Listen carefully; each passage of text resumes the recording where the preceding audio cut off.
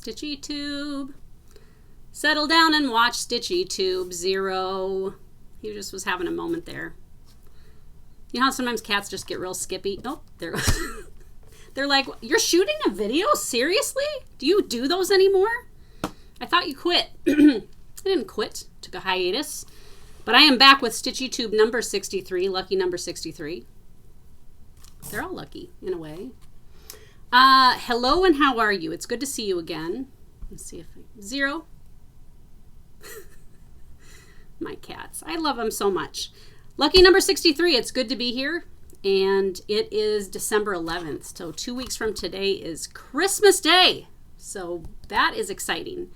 2021 was like the year of whoosh because it seems like it was just, like Halloween was 2 weeks ago. I don't know. It just, time flies when you're having fun.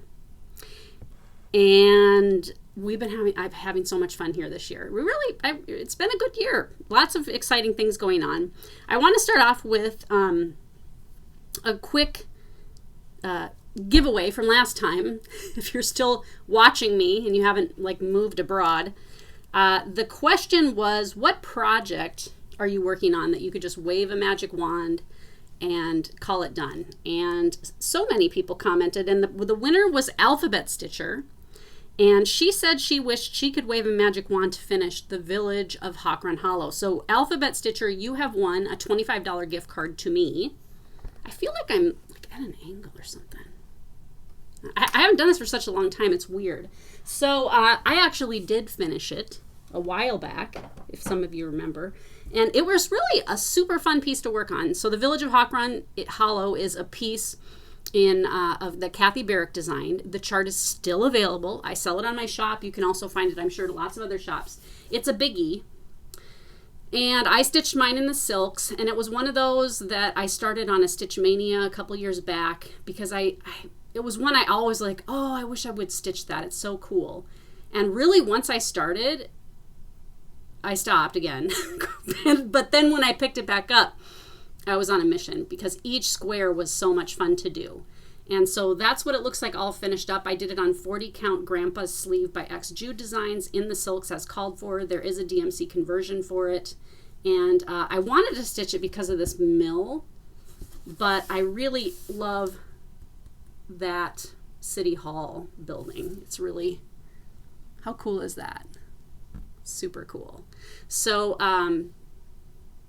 maybe Alphabet Stitcher, maybe that'll give you the push you need to get it finished. I think really, like I said, once I kind of really leaned into it, it just seemed to go really quickly. So for next time, the question is, what is your favorite Christmas cookie? And, I'm expecting a lot of gingerbread and sugar cookies, iced sugar cookies, that kind of thing. Try to come up with something unusual, maybe. Mine is an old standard. The peanut butter blossom, I think, is what it's called.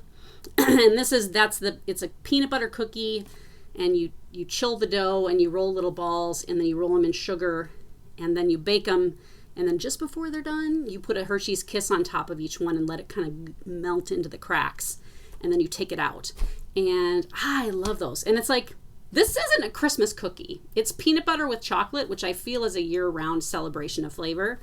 So why for me is that just something I make at Christmas? Because it's not even like the Hershey's Kiss is something you can only get once in a while. That's why, because I didn't have myself full screen. I feel like I need to see me. So it should be just a year-round cookie. Maybe it's good I don't make them other times because it does keep it in that special category. But I have found that the trick with those is do not overbake. So just when the edges are starting to change color, you kind of throw a kiss on there, give it a minute, and pull them back out. Because once they get a little bit too done, even not burned, but just more done, they get drier. And then when you bite into them, the kiss pops off the top and the cookie falls apart in your hand. And there's nothing but sobbing. So just leave them a little underdone and they're nice and squishy. I use Silpat Mattes too. And if you're not familiar with those, I think they're French. The French know how to cook. But you can get them, they're not expensive, but it's like a kind of a waxy, plasticky mat that you put on top of your cookie sheet. And it really keeps your bottoms from sticking and burning. And We all know how much we hate a sticky burned bottom. So anyway, that's my favorite cookie. The prize is another $25 gift card. So let me know what your favorite Christmas cookie is. Where the heck have I been? Where haven't I been, it seems? I was trying to look at my notes and figure out like when the last time I made a video was, and it was quite a while ago. I think it was like back in the summer for sure. And I think it was early summer. So I'm sorry it's been such a long time. It's not that I don't think about you guys. When you don't see me, 0. When you don't see me, it means I'm working so hard. And there have been a few days between number 62 and number 63 here that I have said, okay, you got to get a video together. 0. He's got a little pep in his step today. Are you okay? Okay. And some days I'm like, okay, I'm going to take Sunday off. And then I'm like, no, I should make a video. And then I'm like, Treese, you will be put in the loony bin. You need to take a day off. So I've taken a day off here and there. And I took a few trips. So it's just been busy. And back in September, I went to Utah with some friends. My good friend Sue was there. And Laura was there. Lori was there. Nicole was there. Christy was there. Did I get everybody? I was there. And we had a great time. And had not been to Utah before and had not been to Salt Lake City for sure, which I thought was a very clean, polite city. Like drivers were super polite. And I got to go to Shepherd's Bush, which was like a dream come true. I've been stitching Shepherd's Bush forever. And to be in their shop, it was just so thrilling for me to be there and see all the models in person. If you're in the area, you got to go. It's one of those stores where you can just dig and find really good stuff from like a long time ago. They just have all kinds of just neat, not only their products, but like other fabrics and threads and buttons and kits and books. And I found some really cool things. In fact, I found a Blackbird Designs book that was, I don't even remember what it's called now, but Blackbird did a book a while back that was based on a collection of samplers from a museum. And that book has been out of print for a while. And if you can find it, it's like a couple $100. And I found a copy. I already had one, but I bought one for my friend Kathy, who model stitches for me and who's been a good friend for a long time. And she didn't have that book, so I bought her one, and she was thrilled to get it. And it was just sitting there on a shelf. So I don't think they have more. Sorry, that was the last one. So then I went to South Carolina. I came back for a week, packed orders like a maniac, got back on a plane and went to South Carolina. My dad, my brother and I flew to spend a week with my parents. My dad had to be placed into memory care. And so we helped my mom with that transition, kind of getting him over, getting his room set up, getting him settled. It was not the best experience. It was an emotional week, and he did not immediately adjust to the environment. So it caused a lot of anxiety for him, and he kept trying to find ways to get out. And my brother had to go over 3 different times and help him get calmed down. I'm happy to say he has adjusted really well. And I don't know how much I've talked about my dad on my channel, but my dad and I are very close. And he is a gifted public speaker, has always been a gifted public speaker. I used to go to Toastmaster meetings with him. And he was a businessman, he was a manager, and so he just was really one of those guys that when somebody needed to give a speech, they asked my dad, because he was funny, charming, eloquent, just commanded everybody's attention, but did so in a way, he was never braggy, and he just was naturally good at it, but also he worked a lot at it, which I think, a lot of times people say like, oh, you're so naturally gifted. Well, there's often a lot of work that goes into being naturally gifted at something, and he for sure put in his time learning his craft. His memory is no longer good at all. He struggles to... He did call me by my name one time when I was there, which I hadn't heard for a long time.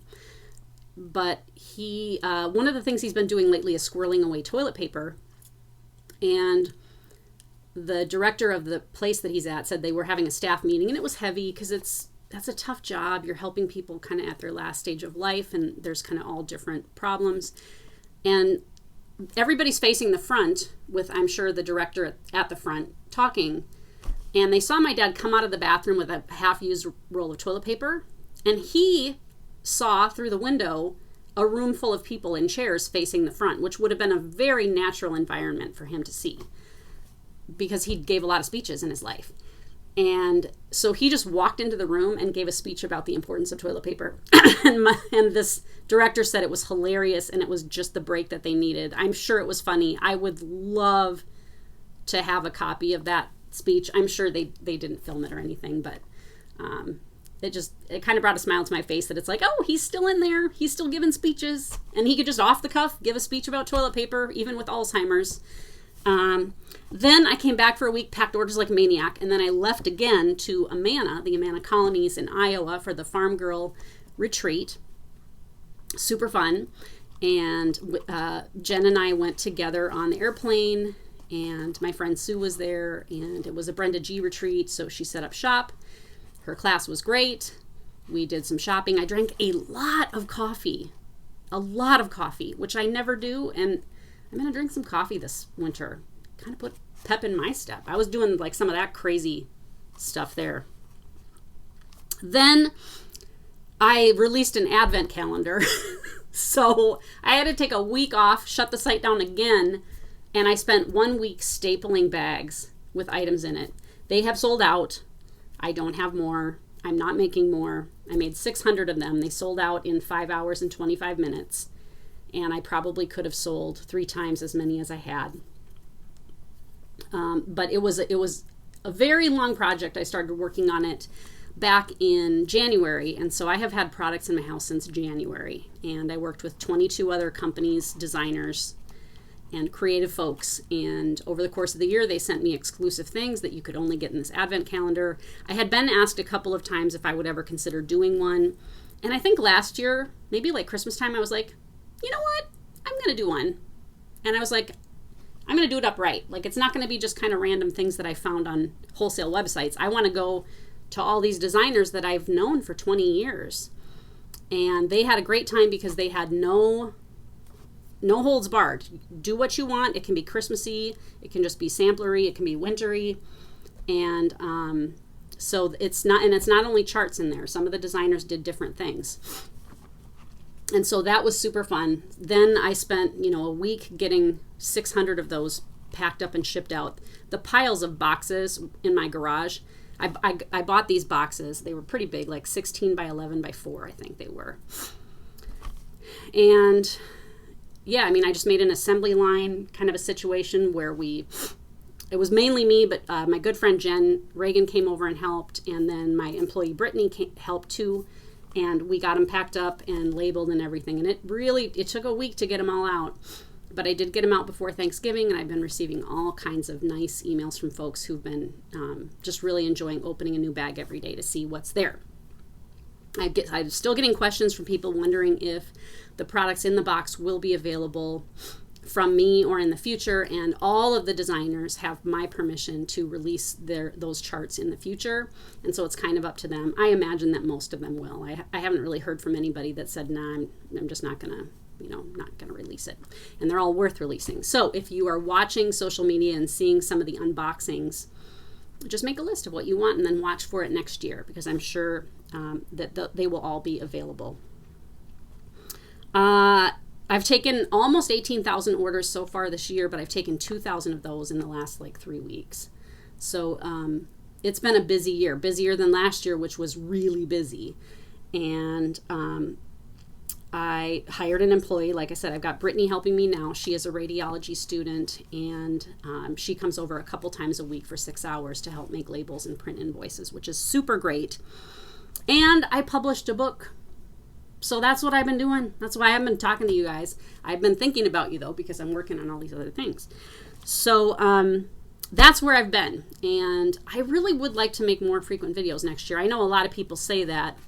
I'm looking into 2022, and at the end of every year, I get a little like, what did I do a good job at this year, and what could I improve? And I think I would like to make more regular videos. I hold myself to a pretty high standard in terms of when I make one, I want it to be full of information and worth watching, and, I don't want to just like, same old, you know, I want to have things to say. But I think doing more regular, shorter videos, I could give it a try too, just to get up and put my face in front of you guys. Okay, before I start with this next part, I'm going to go get a drink of water. And so I'll be right back. Okay, I am back. And why get water when you can get a Coke, right? It's 12:15. I need a little caffeine. Okay, so my big news was I released a book. Did I forget the book? I forgot the book. I'm not turning it off again. Zero, do something funny or cute.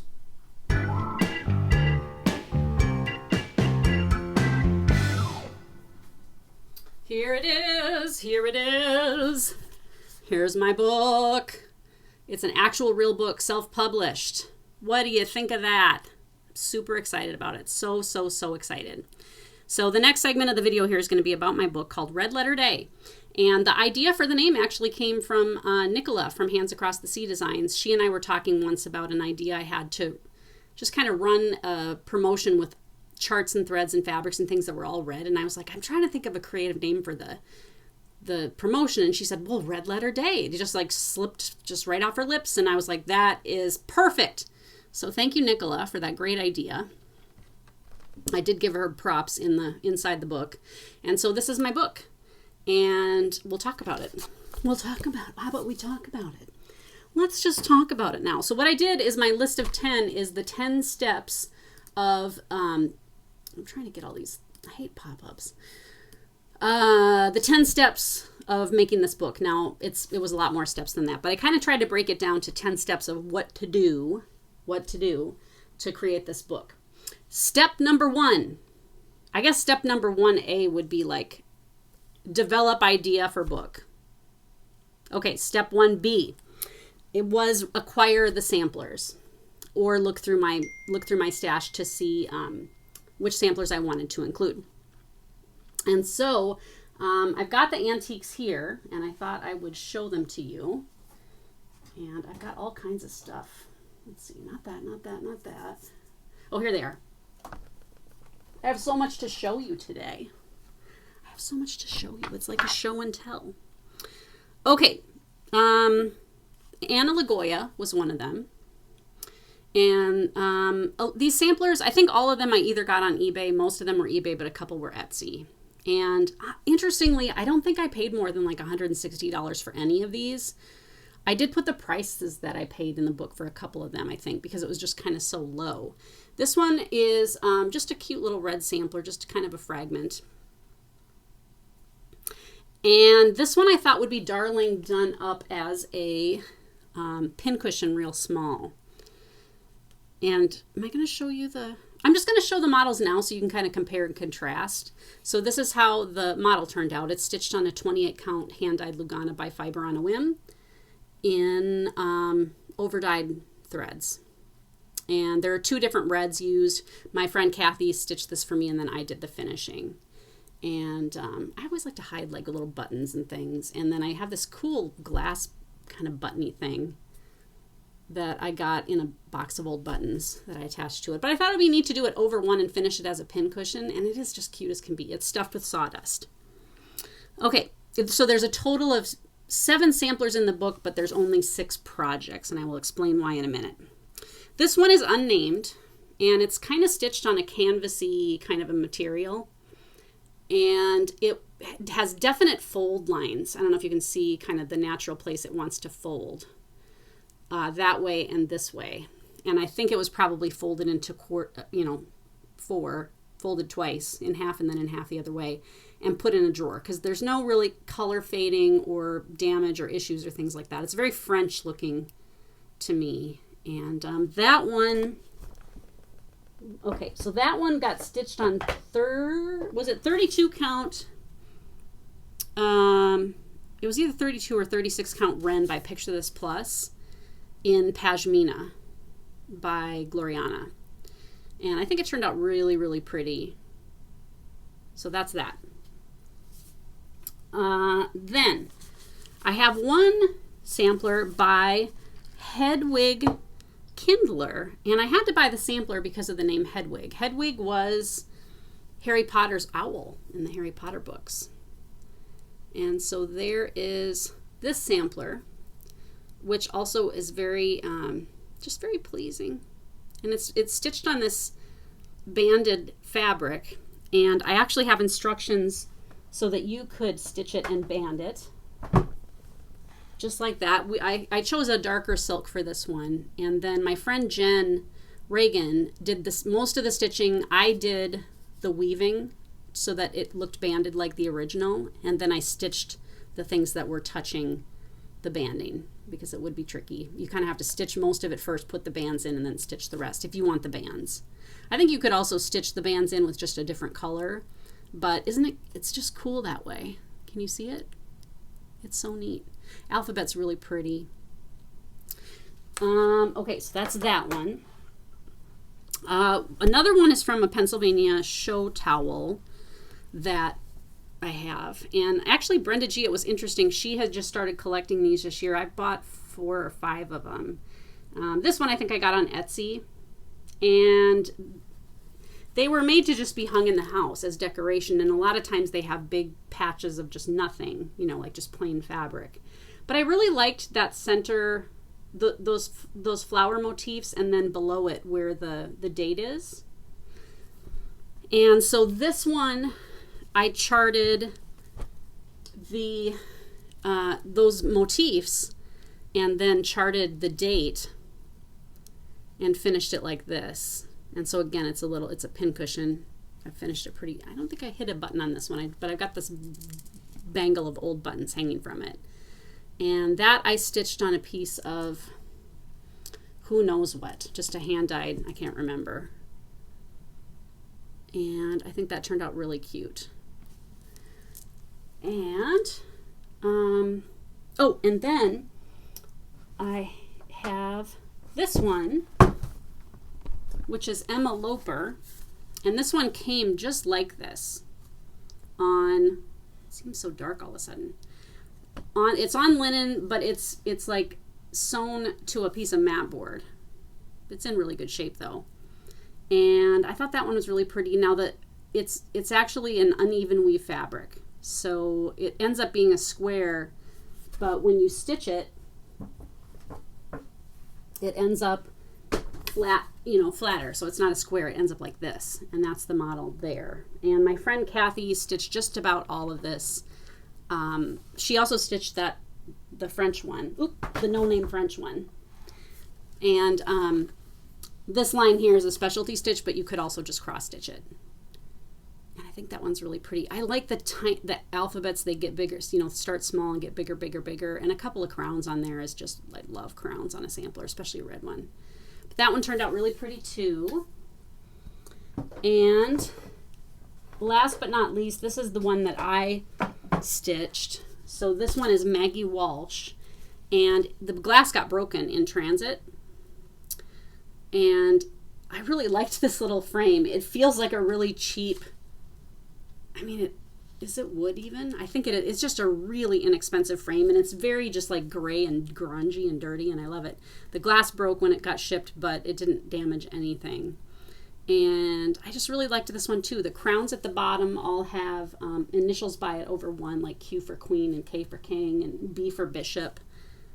And I just thought, I don't know, there's something really cheerful about this one. It's got 2 different reds. And I stitched that one myself because I just felt like I needed to, and there's that one there. To me, I just love it. And it was really fun to stitch. And I think it's just kind of a cheerful little sampler. So those are the 6 pieces in there. And then I also have, there was a sampler that I bought, and I really, really, really wanted to reproduce it. And I couldn't.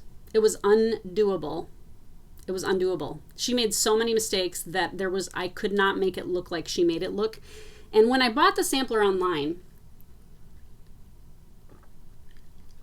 I was so charmed by the problems she was having.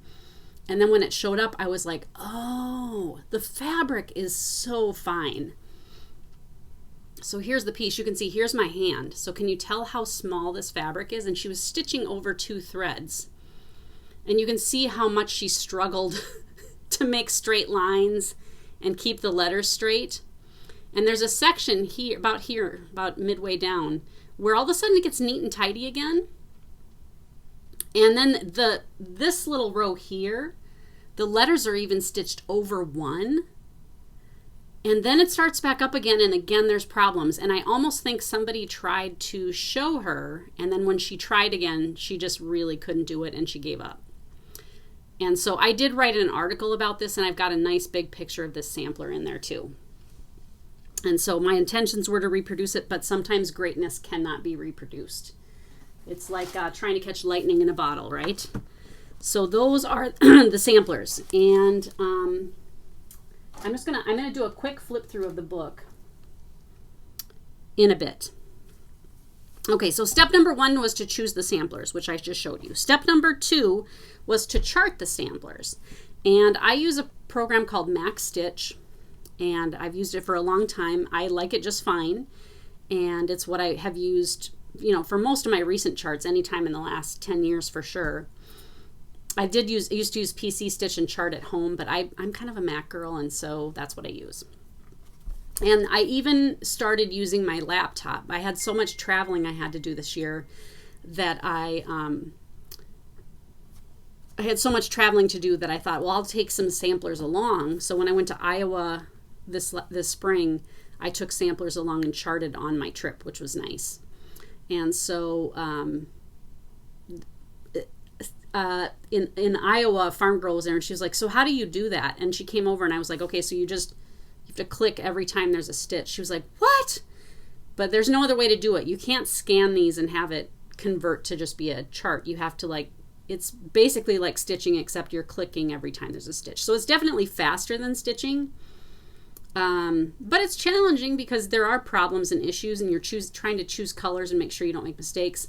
Things like these red samplers, especially if they are only using one color, it's easy because you're not having to switch colors back and forth. But it's really just one stitch at a time. And then step 3 was to choose the materials and send them to model stitchers. And so, like I said, my friend Kathy stitched a few. I stitched that pin cushion, and the last one I showed you, Jen stitched that other one, and then I finished it up. And the book tells you who stitched each one, but everybody did a great job. I didn't necessarily choose reds that were exact matches to the samplers. I find with red samplers, stitchers kind of tend to have favorite reds or favorite thread companies, and they really are the kind of samplers that you can just choose your favorite fabric and your favorite red thread, or black or brown or blue or whatever you want to do, and just start stitching. And so it really was just kind of maybe, I don't know, a vibe, or like what I thought would look good, what I had on hand sometimes. And so then sent them to my stitchers. Kathy and Jen were super fast, and so it didn't take very long to get theirs from them, which was awesome. Then I had to do framing and finishing, and I have people often ask, like, where do you get your projects framed? I get them framed at a company called Neblets here in Hattiesburg. It is a small business. There's one other location in Jackson, which is an hour and a half north of here.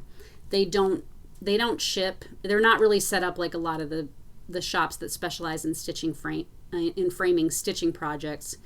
They just are a little local frame shop, and they are always so helpful, and I really enjoy working with them. They're also very fast, and they do a great job. Okay, and then so step 5 is photography. And actually step 5 that's about where it fell. So then I had to do photography, and I do photography, believe it or not, with my iPhone. I bought a camera, and it doesn't take as nice of pictures as my iPhone does, which is kind of crazy. And I've thought about getting like a nicer camera, but it's like, maybe just get a newer phone and it will be even that much better. I have no problem with the quality of the photography. I don't use lighting. I try to use natural light, and on my kitchen table I have a giant wall of windows, and so at certain times of the day, kind of 11 o'clock or so, 10 o'clock, or like 2 in the afternoon, I tend to get really good light. I don't like to use a flash or any kind of light bulbs or anything like that, because I find that the pictures, they get hot spots where you can kind of see the reflection of the light, and I want it to be more of a diffused kind of a glow. I've also thought about getting some lighting, and that may be something I do next year, is kind of try to see if there's any way I can even take my photography up to the next level. I collect a lot of props here and there and everywhere, and so I tried to kind of dress up each of the photos so that they look kind of a little more inviting and a little more interesting than just a kind of a portrait style shot of the sampler. Okay, step 6 was to start assembling it, start laying it out on the computer. Again, I just use stuff that is available to consumers. It's nothing that I spent a lot of money on. Like I said, I'm a Mac person, and so I use Pages, which is just like Microsoft Word. It's same idea, where it's just a word processing program that you can use for different things. And I set it up so it was a 2-page mode. So I'm looking at each page. So like if you opened a book, you'd look at the left page and the right page, because I wanted to make sure the layout made sense. So like if the chart was going to span 2 pages, I didn't want to put one of it here and then you had to flip the page to, you know what I'm saying, to see. I wanted the pages to be next to each other for easier stitching. And so looking at it in 2-page mode was really helpful that way. I actually have, so I've got 2 college degrees. I've got a bachelor's degree and a master's degree in mass communication, specifically print journalism. And I originally thought I was going to be a newspaper girl, newspaper lady, and write articles for a local newspaper. I was never super passionate about the idea of writing specifically for a newspaper necessarily. I kind of was told a number of times, like, you would be good at that. And I think I was fine. I think the things about newspaper journalism that did not interest me were I'm not that interested by politics. And which you would do a lot of reporting that way probably. And the schedule too, newspaper writing, people who work on newspapers, you're generally doing things later in the day. And I wanted to have a family, and I didn't want to have to, kind of have just like a schedule where I was all over the place, even, later at night or after dinner. And so it was really, really fun to dust off those skills that I developed and put them to use doing something else, and I had a ton of fun laying it out, writing for it, trying, different fonts, playing with photography, playing with the layout. I go far back enough that, we used to print. We did do things on the printer, but we would slide our articles through a waxing machine. We'd get these big pages with blue lines, and that's how you would set your page. And you'd trim the article, and then you'd slide it through this roller that dipped in wax, and it would wax the back side of your sheet, and then you would stick it down, and you could pull it back up then and lay it somewhere else. So that's how far back I go. So it was really fun to play with the layout, and like I said, just really kind of get creative and make it. I wanted it to be a fun book to look at, even if you never stitched anything from it. That was kind of my goal. And then step 7 was writing. And I really didn't start writing until I kind of knew page-wise where I was at. When you're creating a book, you're creating in sets of 4, okay? Because if you have something and you're printing the front and back of a page and the front and back of a page, right? That's 4. So every time you add 1 page, you're actually adding 4. And so your book needs to come out in increments of 4 because of the way it's printed. I hope that makes sense. I'll show you the layout here in just a bit so you can kind of get an idea of it. And so I didn't want there to be dead space in the book either. There are, sometimes you'll see just like blank pages in a book. Sometimes you'll see pages in a book where it just says notes or, maybe whatever. I wanted the book to be full. I almost had them print the inside front and back covers, but I was like, it's okay to have it just be blank. And so I did let that be blank. But then I could see like how many pages am I going to have to play with, and if I would shoot over onto so that I had quantities of 4 plus 1 more, it's like, okay, I just added 3 pages because I've got this material for this page, but now I got to come up with 3 other pages of stuff to do. And so like this project here was one of those projects where it's like I ended up with a couple pages near the end where I needed filler. I hate to call it filler because it's all good, but I was like, okay, I'm going to come up with one more project so that I can fill those pages. And so this was the last project that I completed. And it was kind of a, charted it in one sitting and then spent the weekend stitching it and finishing it. And it was, added to the book. And I'm really glad that I did. So I also wrote articles in there. There's an article about like how to collect antique samplers. There's an article about that crazy little sampler with all the problems. I can't remember what else. We'll flip through the book here in a second. So once the writing got done, I treated that. Can I help you guys? What is with them today? Ruby. They've been playing this game lately where it's like King of the Hill. Okay, that's nicer. Ding dongs. Both of you are going on the naughty list. They're not. Okay, so then step 8 was kind of finalizing the layout and doing the editing and things like that. So I printed off the whole book a couple of times, and I would look at it again in 2 pages at a time to see how the pages lined up together and make sure visually each open was a good thing to look at. And circled any problems, made notes, and then I would go back into my document on the computer and fix any typos or problems, or if I wanted to change the wording on something. And I think I had my husband look at it. I don't know if I sent it to anybody else. Okay, so that was then what I did. Once I was like, okay, it's done. I sent it. Oh, no, wait a minute. There was one more step. So this is supplemental step 8. That was 8A. Step 8B was get an ISBN. And I got a barcode too. So my book has an ISBN, which is a book code that you can, I just sounded like a Midwesterner there. It's a book code. It's the number that's unique to your book. And so if I want to sell it, like let's say on Amazon, or if I want to sell it to bookstores, there are a couple of distributors I'm thinking of approaching to see if they'd be interested in carrying it. It's got that number that designates that is that book. I still have to do the paperwork for the Library of Congress here in the United States, but that is something I'm planning as well. And that's easy to do. There are plenty of companies online that can get you an ISBN. It's usually like $50.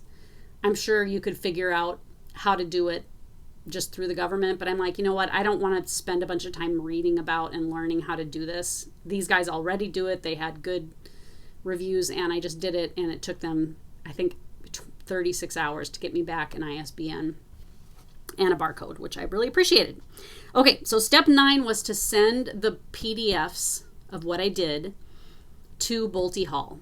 So Bolte Hall is in Kansas City, and they are the ones that print the Blackbird Designs charts and books. And I had wondered who did them and thought about getting a hold of Alma to see if she would share. But I looked at the books I've got, and they actually give them credit in the book. And so I called them and said, I'm familiar with Barbra and Alma's designs, and I would like to do, similar book. I knew the quality was going to be good. I've never had any issues with those books. I liked the paper it was on. I liked the color seems very saturated and good. And so I contacted them. This was quite a while ago, just to see what the process was. So kind of in the background all along, once in a while I'd shoot Jim an email and he would answer my question. So once the book was all laid out and all done, I saved it as a PDF. So I exported it as a PDF. And what that is it means you're saving your document in a format that can be read by any computer. So even though mine was created on a Mac and they might have been using PCs on their end, a PDF is kind of, the international computer language that all computers can read. And so I sent them the PDF. We had to do it via Google Docs, I think is how we did it, because it was a big file. It ended up being a total of 40 pages. That's including the covers. And so I sent them the PDF, and then I had to put half of the money down. And I ordered for this first printing $2,500, which I felt was a pretty good number. The way these types of projects work is as you buy more, the price per book gets less. So it would be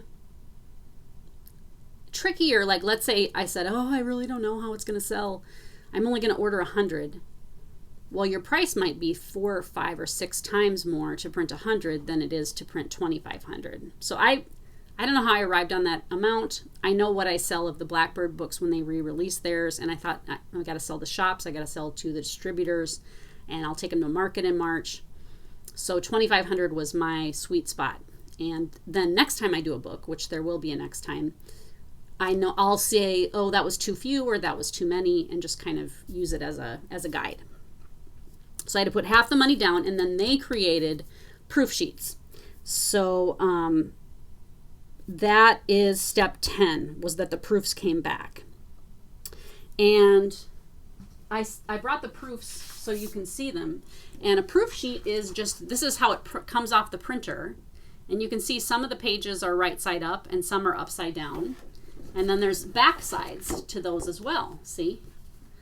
And because of the way the books get folded, bound, and trimmed, they look upside down on here, but once it's put into book format, they will all be in numerical order and facing the right direction. They won't be upside down. I hope that makes sense. And it was really, really, really fun to see these come through. This is the cover. Kind of thought about getting one of these framed. I think it would be cool to get one of the proof sheets framed. But the covers then get printed to a sheet because it's made with a different paper. And so I only needed, you know what I'm saying, one set of pages done that way. And so they sent me, they sent me these in the mail. They came, I think, overnight in a big flat, kind of portfolio. And I was so excited. I took them right to the couch and folded it all up, and the cats all gathered around. And I was like, oh, I'm pretty sure I was yelling. And it looks great. And so they're sending it to you to see, do you think the colors look good? Are you happy with the print quality? And I was like, yes, it's amazing. So I called right back and I was like, go for it. And they're very busy. And I think it's partly the time of year and partly just they're probably pretty busy just generally. And so it took a couple of weeks then for me to get word that they were moving. And they put them on a truck.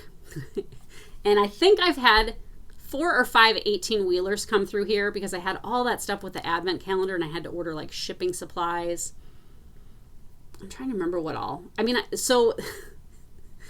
every time they call and they say, okay, you're in a neighborhood, can an 18-wheeler get down your street? And I'm like, yes, I'm in a cul-de-sac. You just turn around at the end. It's very big. And I'm sure my neighbors are like, what is she doing over there? What is she doing? So it came on an 18-wheeler, 25 boxes of 100. And I was so excited to open those boxes and see how they turned out. And I knew it was going to be amazing and exciting. And it was that times 10. I was so excited. I was telling the delivery driver, this is my new book. And he was like, oh, it's so exciting. We both got kind of happy about it.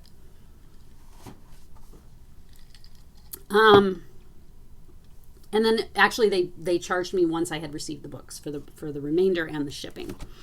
So I've had people asking, how many have you sold? How many have you sold? And I think I've gone through 900 so far total. I think I've gone through 900 so far out of the 2,500, which is pretty good. They came out on Tuesday. And I'm getting orders from shops. Hoffman Distributing and Yarn Tree both have them. And I am expecting probably to hear, especially back from Hoffman, pretty soon for me to send more. So this is how it turned out. And I'll do a quick flip through. I think there may be somebody else doing one too, but you'll get it here from the horse's mouth. Okay. And so it is soft cover, but it's really nice paper. There is... the first page, it says, dedicated to every little girl who ever held a needle and thread. And that's a picture of that sampler with the crowns by Maggie.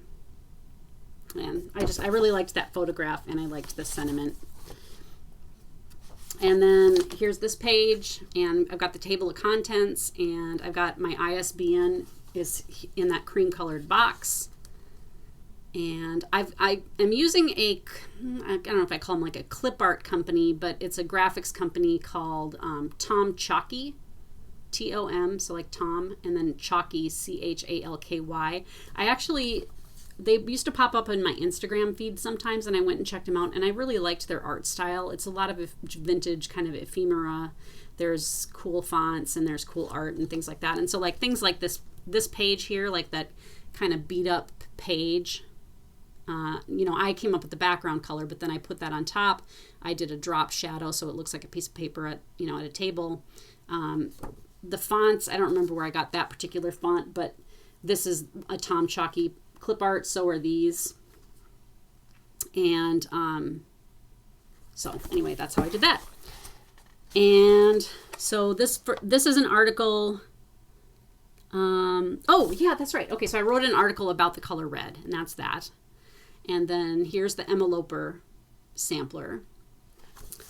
And then you've got the enveloper chart, and that goes over the course of several pages. Every sampler I wrote a little bit about. I don't want to show the whole chart. I wrote a little bit about each sampler, like how I found it, why I picked it out, what it cost, you know, just kind of my ideas and thoughts about the sampler itself, how the little girl did stitching it.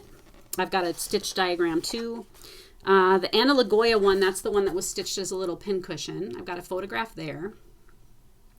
And the photo here is on top of another, it's not really a sampler project, but it'd be like a sewing project where girls tried different hems and buttons and buttonholes and things like that. And this one had red, which I think I may use that little alphabet in some other project, which I'm just noticing now. Did she skip the letter G? She put it here though. Anyway, so like I said, I find these are German glass head pins, antique ones that I found on Etsy like 10 years ago, and some crocheted trim that I bought on Etsy too. Is that my biscuits one? Might be my biscuits one. I have one that says biscuits. It's crocheted. I want a gravy one so bad. Okay, so that's what that looks like. And then here's the Maggie Walsh sampler, and oh my gosh, do I love this sampler. How pretty is that? So pretty. And that's on top of that thing we were just looking at too. Here I've got, this is a spool of paper thread that I found on Etsy a long time ago. She sold paper thread that was made out of paper, and you could actually knit with it. And I bought some just because I liked, they came on antique spools. I don't think she's around anymore. So that's that one. And I'm not going to show the chart. Here's an article about what is wabi sabi. And so that's another little just bit of writing with some creative photography on the sides. This is the anonymous sampler stitched by my friend Kathy. And the original is here over a verse from the Sarah Woodham sampler, which I've always really liked. And the photograph here. And the linen in this picture that it's on is an old linen bed sheet from the 1800s that I have. That's real stainy. It's clean, but it's stained. And I like it. And so that's that page. And again, I'm not going to show the charts, but that chart fits on 2 pages, so it's a really nice one. And the charts are all full color. Hedwig Kindler's, this is hers. And I think it turned out really nice. I kind of used a pink in there too. I love seeing all the red in the book. And this is instructions on how to make the woven border, and just some more creative photographs and layouts. And then this is the article about this little sampler that I could not reproduce. And it just talks about the idea of imperfections and wabi-sabiness in samplers. This article is about how to find an antique sampler of your own for purchase. Just some kind of tips and ideas, things I've developed over time, and a picture of that show towel. That is the last kind of what I called a filler project, which I'm going to just, I don't want to hold up the whole chart. Got a picture of it there. And then I did just kind of a creative last parting shot, and The back has got my barcode and how to contact me. So there it is, 40 pages of sampler goodness. I'm really, really, really proud of it. And, you know, like I said, my mom and others keep saying, how many have you sold? How many have you sold? How many have you sold? And I think sometimes it's okay to just say, it really doesn't matter how many I've sold. I would be disappointed if I didn't sell that many, I guess, but I'm so super proud of it because it turned out exactly the way that I wanted it to. Not in a perfectionist way, but just I'm excited looking at it. I enjoy seeing it. I love all the red. I think it is, I totally would buy this book if it wasn't created by me. I just think it's good quality, super fun to look at. The samplers are, even though they're all red, they're diverse and you get to try some different techniques and you can play with your favorite colors and your favorite fabrics. The photography, I think, looks really great. And so I'm just excited and ready to go on a couple other book ideas that I have. I mean, I enjoyed it so much that I was like, maybe I should close my shop and just make books. But I really like having my shop too. So I just got to find a better balance so I can do both. Continue to do both. All right, so Red Letter Day available now at your local shops. I've had a lot of overseas customers ask about it. Shipping overseas is tricky because of the time of year right now. I can't ship anything to Australia or New Zealand. The U.S. Post Office is no longer delivering there right now because of manpower issues. And they have said when they reopen it that the prices are going to be exorbitant. But it is available as a download too. I almost didn't make it available as a download. And I thought, you know what? Overseas customers then can get a copy and they won't have to pay those huge shipping fees. And some people really just like to work with digital copies. And so you can, and I have a listing on my site too where you can buy it to get it autographed from me. But if Hoffman, like I said, Hoffman carries it, Yarn Tree carries it. And so if you have a local shop or a favorite shop that you like to buy from, encourage them to just get it at the distributor for you too. Okay. I love the book. It's great. What am I all into? I'm into so many things. And I'm way into Christmas. I love, my brother and I were talking about it a couple weeks ago. He was like, I just love Christmas. Like, I love the music. I love the food. I love the decorations. You know, and he said there are people that are like, you shouldn't do any Christmas before, shouldn't do any Christmas before Thanksgiving. It hasn't really necessarily started yet. And he's like, bring it. Doesn't matter. You know, there's that song, We Need a Little Christmas Now. And like, there's all that, you know, we should have, the Christmas should last throughout the year. Yes, it totally should. Christmas is amazing. So I didn't even have that on my list, but I'm just going to say that I am all into Christmas. And, you know, Christmas movies. I love the Barbra Streisand Christmas album. If you haven't heard it, you have to listen to it. My husband hates it. It's kind of obnoxious. It's very kitschy. And like her rendition of Jingle Bells. Perfection. Because Jingle Bells is not that great of a song. It's a kindergartner song, right? Jingle bells, jingle all the way. It's a song that little kids learn on recorders because it's such a simple song, right? And Barbra, she makes it a showstopper. She sings the heck out of Jingle Bells. And so I'm sure you can find it on YouTube. I encourage you. If I find it, I will put a link. I'm going to make a note right now. Jingle Bells. And I think that the fields of white on this Christmas night. Up we go through the snow. It's amazing. I got goosebumps. I'm way into yoga pants. My sister and I were talking on the phone the other day, and she was like, you know what? I just wear sweatpants these days. And I'm like, you know what? I just wear yoga pants. Let me tell you about them. I found these yoga pants on Amazon, and they're called like baa leaf or bay leaf or something like that. They're cottony. They're stretchy. They came. I want to buy more pairs, but I'm waiting for them to get more of the long ones back in stock because I can get them with a 34 inseam, which means they fit my legs and they go all the way to the floor, which I love. They're super comfy. The funny thing is if you look on Amazon, there are listings with people wearing high heels and blouses with these yoga pants. I'm busy all day and I'm hauling in boxes from outside. I'm bending, I'm leaning, I'm cutting fabric. Like I am an active person and I need to be in clothes that are going to stretch because I stretch. So check out some yoga pants. And here's what I like about them over stretch pants. Stretch pants get, they get thinner. These give you a nice little, like a little bit of a boot opening. And they just feel, I'm going to say they feel dressier. They are definitely not dressy, and I do not plan on wearing heels with my yoga pants, but I'm just going to leave it a but.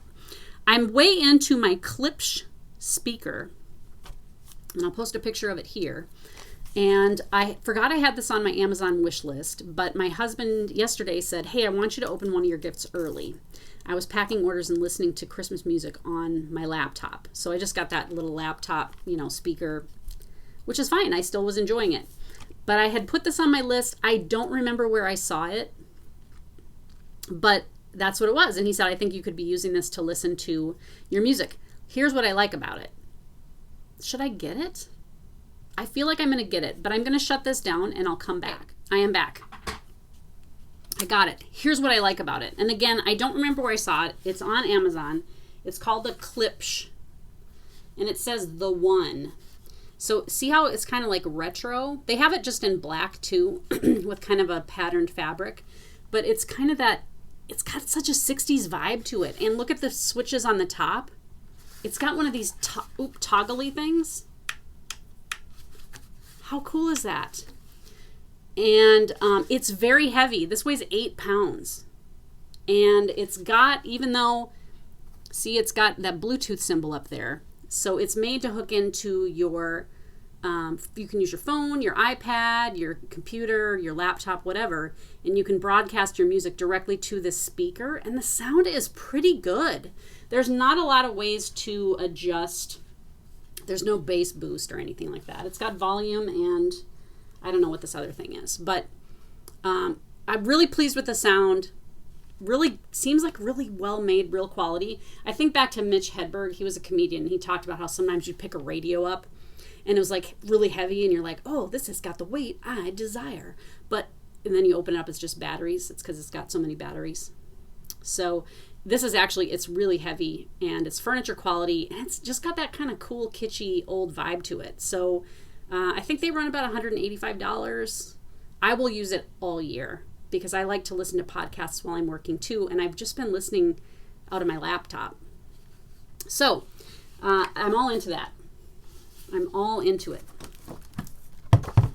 Okay, I'm also into Dot's Pretzels,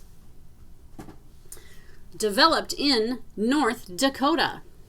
And you maybe have seen these popping up all over the place.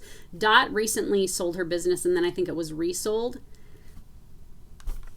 Here's why she's a genius. She made it seem entirely reasonable to spend $5.99 on a bag of pretzels. Try one bag. Everybody I talk to, and if you see people shopping for them, they are like, have you had these pretzels? These pretzels are amazing.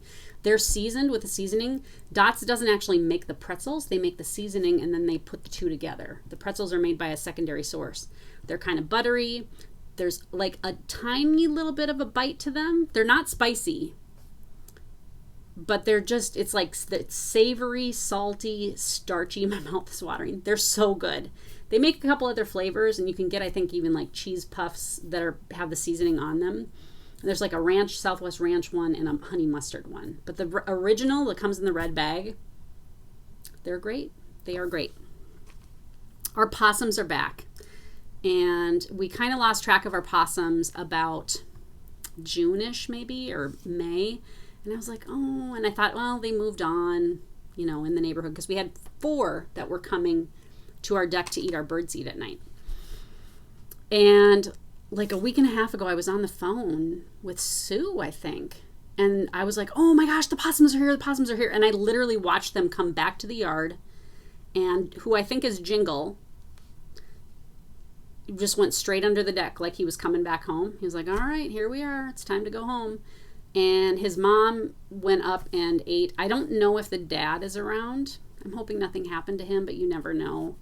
But they're eating our seed again, and it's so nice to see them. I just really enjoy them so much. I know a lot of people think like, oh, they're creepy. They're not really creepy. They're so nice. Okay, I'm all into what I got Sue for Christmas. You know how like every year you have one gift that you're like, oh, I cannot wait until they get this gift because you're so excited about it. It's like the perfect thing. So Sue, if you're watching, you have to stop watching unless you want to see your gift early, which I don't think you do. I found this on eBay in one of my regular searches for other types of things that I regularly look for. And when I saw it, I think it was a buy it now, and it wasn't terribly expensive, but it did have to get shipped from overseas.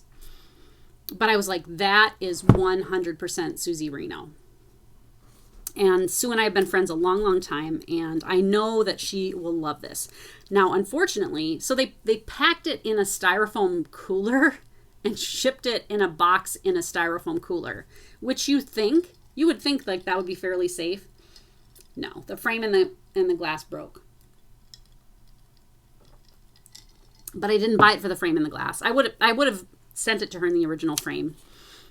So I had Neblets reframe it, and I put it in kind of a more interesting frame.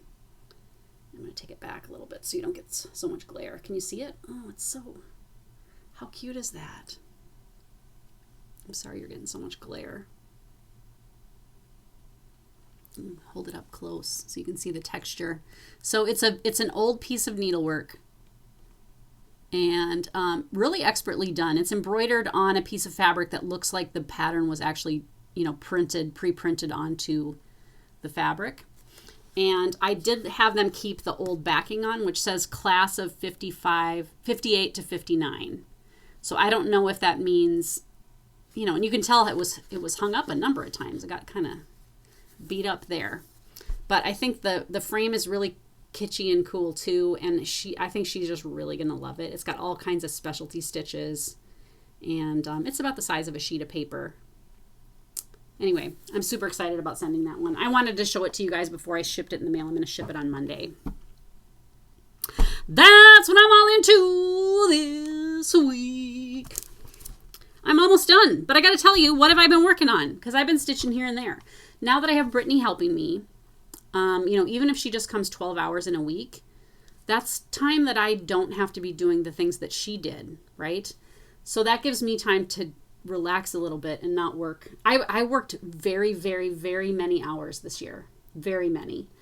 And the latest I stayed up this year was 4:30 in the morning, packing orders, believe it or not. And I was like, Trace, you got to get help. This is bonkers. So I've worked on a few things. One of them was the retreat piece from Amana, and I actually started it in Amana and finished it here at home. And this is a With Thy Needle and Thread pattern.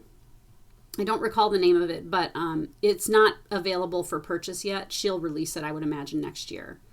But it turned out really, really cute. I do have to just add a red bow on the wreath that's on the house. And I think it turned out really, really cute. So I'm going to take that to Neblets this week. And I should be able to have it framed for Christmas. I'll put it on my bookshelf or something like that. All right. Oh, and in Amana, I brought this too. So in Amana, we do an exchange. And so you stitch something, and then I think the theme was Christmas. And you put them, everybody puts them up front, and then you pick numbers. It's kind of it's fun. You can steal them, and don't have to steal them. And so I stitched Plum Street Samplers Merry 2, and it's TWO, Merry, MERRY TWO. And I don't have it anymore. I gave it away. But I did take pictures of it first. It turned out super cute. I wouldn't mind stitching it again. It wasn't super fast to stitch, but it wasn't overly, wasn't overly complex or anything. I stitched it on a 40 count, but the cool thing was I lined the edges with jingle bells. There was 83 little rusty jingle bells that went all the way around the edges. And they actually jingled. So it jingled when you picked it up. I stuffed it with sawdust, which every time somebody sees one of my sawdust stuffed things, they want to just squeeze it. They're like, oh, it feels good. It just really does feel good. So the recipient it actually did get stolen. And then I think the person... I don't remember if it got stolen once or twice, but it basically then had to stay put. And then I got stolen from, but then I got this, which is also a Plum Street piece. And I think this was a freebie chart that she had on her blog. I don't know the name of it. I don't know where to find it. But if you look for freebies on her blog, the Plum Street Samplers blog, you should be able to find it. And it's really, really nice. And it's finished on this kind of a crate board. And I think the person who I got it from, I think her name is Rachel. I should have had her sign the back of it, but she just started stitching like 2 or 3 years ago, and she did a great job. And so this will be up on my mantle at Christmas. But it's very, very cute. So even though you hate giving away one, it's fun because you get one that somebody else hated to give away. So that's a lot of fun. Okay. I finished. See if I can find it. Well, I'll just pull these. It doesn't matter if they're in order. So when I went to Utah, I got a couple kits at Shepherd's Bush that were really cute. This one is called To All a Good Night, and it's only available as a kit, but you can get it from them at their store. And I'm almost done with it. And it came with the backing fabric and everything too. And it's been really fun to work on. It came with trim and backing fabric. And so that one, I probably will finish it this weekend. I've been watching Hoarders. There's nothing that makes me want to clean my house as much as watching Hoarders for a little bit. Because I'm like, oh, geez. And then last weekend, I was like, I want to start something new. And I picked up this Prairie Schooler chart. This was from my stash called Christmas Village. And it's an old chart, but it is available as a reprint, I believe. This one originally came out in '99, so it's 22 years old already. But look how cute it is. And what did I like about this besides the trees? Oh, I just thought this little horse with pulling the, I don't know, what do you call it? Pulling the sled behind it. I thought that was really cute. I'm stitching it mostly in the called fors. It called for 3371 because, of course, DMC 3371, because it's Prairie Schooler. But I didn't have any, so I'm using an overdyed thread that I had. And that's my little start. I'm stitching it on a 40 count color called Parchment from Color and Cotton that I had in my stash. It's an 1/8 of a yard and 40 count. It's going to be the perfect size for this piece. So I started that, which is fun. See if I should have. Oh, okay. And then my sister. So my sister, the last time I was there, we looked through her cross stitch stuff, and she had a piece that she almost had finished, but she had run out of thread, and it was a chart she bought from me at my store. And she didn't finish it because she ran out of thread. And I said, let me just take it and I'll finish it for you. And then someday you'll just get it back as a gift framed. And so this is that piece. And it is not available anymore. The designer was Mon Ami Pierre, which was a French designer. And she stopped designing maybe about 10 years ago. I used to sell her charts at my shop. I don't know the name of the chart. But it's very pretty, and she just had part of the border left to do. I mean, I used maybe 2 yards of thread to finish it up. It was tricky because she stitches on the other thread, so like I stitched to the side of a vertical thread, and she stitches to the side of a horizontal thread, and so it was a little tricky. But I think it turned out real nice. I've got it ironed, and I'm going to take that to Neblets on Monday too and find a frame for it. And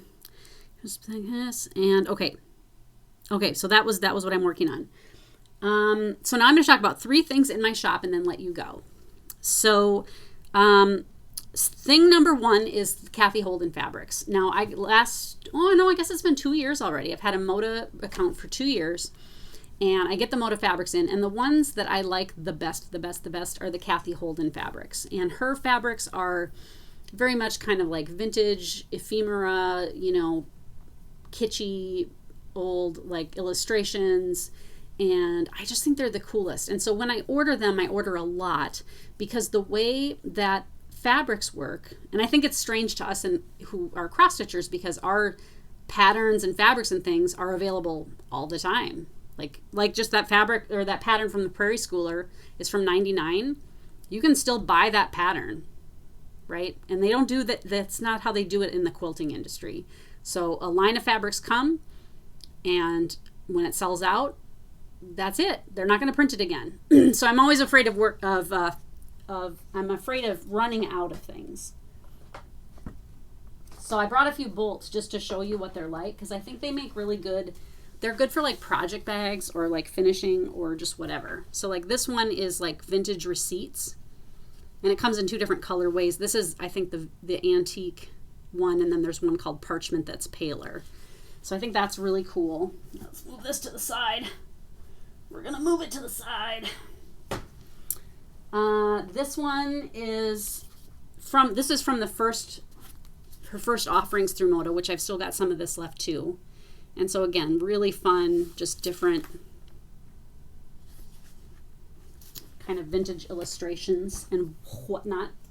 This is one of my favorites, and I bought bolts of this stuff because it's recipe cards and they're so cute. I think it would be super cute to make either pajama pants with these or aprons. But also you could make pillowcases. This is one of the newer ones. She had kind of a camp series come out, and she's got these vintage birds that I think are just so pretty, aren't they? And then she had a bunch of stamps come out earlier this year. These are the red ones. They come in teal, gold, parchment. There's a multicolored one. There's blue, and then there's like an aqua set too. Super, super cute. So I'm going to put a link below to the Kathy Holden page of my site. I actually made her my own page so that you can see all of her fabrics in one spot. And there are several that I still have in stock that are discontinued now that I can't reorder, and I have them marked that way. I think they say discontinued. But like I said, it's one of those things that once Moda has run out, they're just gone. Okay. Did I have... Okay, where'd my other thing go? So I'm going to show the... I have the Punch Needle and Primitive Stitcher magazine. And I actually have been asked to be in all 4 issues next year. And I always take out the back. I would take out the back page. There's my ad for this time, KittenStitcher.com. And so my piece this time was the Teresa Moisel sampler. And it was a sampler that I got online. I don't know where I am in here. I guess I'm not going to show the chart. But I do have the original, which is big. It's done on like, I think it was like a 20 count or something like that. And it's in wool, and it's over 2 threads, and then there's some specialty stitches at the top. You can see there it's from 1923, and it's from like Austria or Germany, kind of that area of the world. It's not a Christmas sampler necessarily. The saying here, ohne Fleiß kein Preis. I called my brother. He speaks German, and I said, what does it say? Can you read what it says? I wanted to know if he still knew it. And he was like, oh, okay, ohne. And he goes, oh, no pain, no gain. And I said, yep. It means no reward without effort. And he started talking about like that time, the 1920s, and like what the vibe was in that area of the world, and why that would have been just kind of a particularly prescient, I guess, is that the word? Idea. Oh, there it is. Okay. So I reproduced it, and I stitched it on 40 count, I think Milk Coffee maybe, by XJU Designs. And I just used a couple of just overdyed cottons to stitch mine. I stitched it on 40 count because I wanted it to be smaller. And so there is the model. And I don't normally pick a big flashy frame like that. I pick, dark, dingy, grungy, old beat up looking frames. And this one, I don't know, there just was something very Christmassy about it. I wanted it to look Christmassy without, like I said, necessarily being Christmas. It's in green and red. And then to have this big, bright, brassy gold frame, it's actually very pretty. And I got an email from somebody this last week that said, I literally gasped out loud when I saw it. It ends up being kind of a neat little sampler. It doesn't take a lot of time to stitch. And like I said, it's not Christmassy, so you could hang it all year, but it definitely can have kind of a Christmassy vibe to it. And the photography I took with, actually, I'll show you the picture again. The photograph that I took, I went out in the yard and actually picked pine cones off, or from the yard. I just picked pine cones up, and then I had some kind of garlandy things here and some a crocheted tablecloth, I think, and made a little kind of scene with that. Right, Briar? So there's that in the shop. The Punch Needle Primitive Stitcher Christmas issue. I still have last year's Christmas issue, and I might have some of the 2016 issue still. They do sell out, and she typically does not reprint. And there's 30 projects in the Christmas issue, so it's super fun to look at. I think people sometimes they're like, oh, I don't really like punch needle. I always have the complainy voice. I don't really like punch needle charts. I just like cross stitch. Well, it's fun to look at the punch needle, even if you don't stitch it. And there's still 15 cross stitch projects in this issue. And so there's Teresa Kogut. She made the cover too. So she was saying, oh, there's 2 Teresas on the cover. And here's some more that are in that issue. So they're just the kind of magazine that you want to hang on to. The quality is very good. The photography is very good. And they're just really fun to look at. This one is Barbra Anna's, which I thought was really cute. Oh, no, Twin Peak Primitives. I'm sorry, Twin Peak Primitives. Barbra Anna's is really cute, though. She has like a deer. So I've got that. And then the last thing that I've got, are you sick of me yet, folks? Are you sick of me yet? I reproduced another sampler. And I was going to hang on to this one until market in March. And then I was like, no, I'm going to release it now. May as well. And I was going to have it printed by Bolte Hull, but I thought, you know what, I'm going to get the book under my belt at first. And we'll worry about, more of that later. So this one is Fannie Bennett's sampler. Again, this was an eBay. I believe I bought this one on eBay. Let's see if I can hold something behind it so you don't see all the light that passes through it. So there's that. And I just really liked this one. It's, it's a pretty simple sampler. But I thought the basket of just gigantic oversized flowers was really neat. And it's just kind of like it's a kind of a marking sampler, but it's also, has a little bit of personality with that basket. The cool thing, and I originally thought about finishing this one as some kind of like a needle book or a tool book or something like that, is that the top and the bottom are each exactly half. So you could finish this as kind of a flapped, case of some sort. And it also would be super cute just to do this portion of the sampler and finish it as a small, like you could do it over one, or you could do it bigger and make it into a little pillow. But it's really neat. And so that one, I've printed the charts here on my Canon printer, my fancy printer. And so here's what this chart looks like. Fannie's Flowers. It's called Fannie's Flowers. Fannie Bennett. And it's I'm doing more with my covers and kind of jazzing things up a little bit. And I've got a little sticker that says full color chart because this chart is in full color. And so there it is. And I've got on the inside, like not inside the chart, I actually included a photograph of the back of the sampler, which I think is hilarious.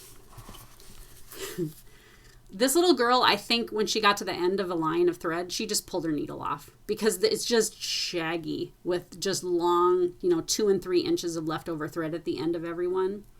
Not tucked in at all. See them hanging down there? I love that because it tells us she may not have liked stitching very much. She might have just been like, I'm done. I want to be done.